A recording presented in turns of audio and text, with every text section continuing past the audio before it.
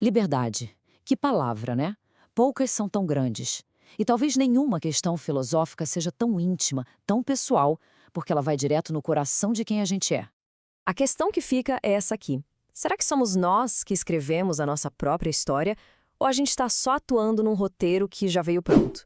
A resposta para isso, olha, pode mudar tudo. Então, bora investigar isso mais a fundo. E para começar essa nossa conversa, dá uma olhada nessa provocação do filósofo Arthur Schopenhauer.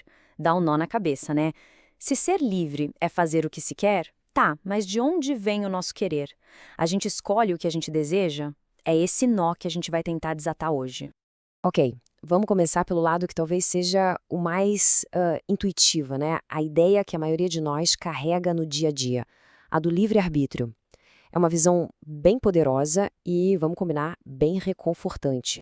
É o que a gente chama de livre-arbítrio. A noção é que nós, seres humanos, somos meio que um ponto fora da curva no universo. E olha, essa ideia não é nova, não. Vem lá da Grécia Antiga com Platão. Ele dizia que a nossa alma racional, por não ser material, não estaria sujeita às mesmas leis da física que o nosso corpo. E isso daria pra gente uma brecha, uma cláusula de escape para poder escolher de verdade. Quem deixou isso tudo bem organizadinho foi o filósofo Immanuel Kant. Ele faz uma distinção bem clara entre desejo, que é aquele impulso bruto, a paixão, e a vontade, que seria o desejo depois de passar pelo filtro da razão. Imagina só a cena, alguém sente um desejo enorme pela estrutura de hidroginástica, mas aí a razão entra em campo, pondera as consequências, a vergonha, o climão que ia ficar. A vontade, que é o desejo já filtrado, decide, melhor não. Para Kant, é isso. Isso é a liberdade em ação. É a razão vencendo o impulso. Ok, respira fundo aí, porque agora a gente vai virar essa mesa de cabeça para baixo. E se tudo isso for só uma ilusão? Uma ilusão bem bonita, bem reconfortante, mas ainda assim, uma ilusão. Essa é a grande aposta da perspectiva materialista. E a pergunta que eles jogam é uma bomba. Se não existe essa tal alma separada e o nosso pensamento é só um produto do nosso cérebro, bom, então o nosso cérebro está tão sujeito às leis de causa e efeito quanto uma pedra que rola morro abaixo. Não teria exceção pra gente. E aí que entra um cara chamado Baruch Spinoza com uma ideia nossa fascinante. Basicamente, a gente só se sente livre porque a gente é ignorante. Pensa assim, é que nem chegar no cinema com o filme já na metade. A gente não sabe o que aconteceu antes, então acha que o personagem está decidindo tudo ali na hora. Para Spinoza, a nossa escolha livre é só o nome que a gente dá para esse buraco no nosso conhecimento das causas.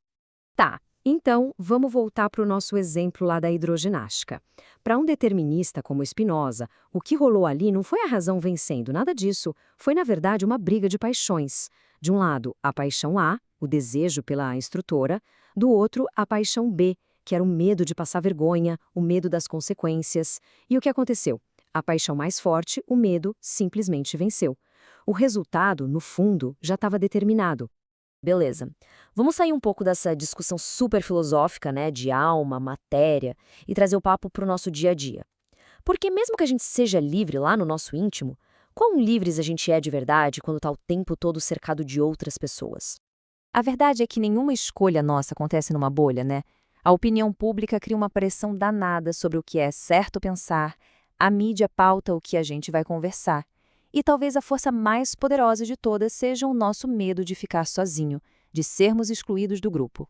E esse poder que o grupo tem sobre a gente ficou, nossa, claríssimo num experimento famoso de Solomon Asch. Nele, 75% das pessoas concordaram com uma resposta que era obviamente errada pelo menos uma vez, só para não ser a única voz diferente do grupo. O ponto aqui é o seguinte: a pressão para a gente se encaixar, para não ser do contra, é gigantesca.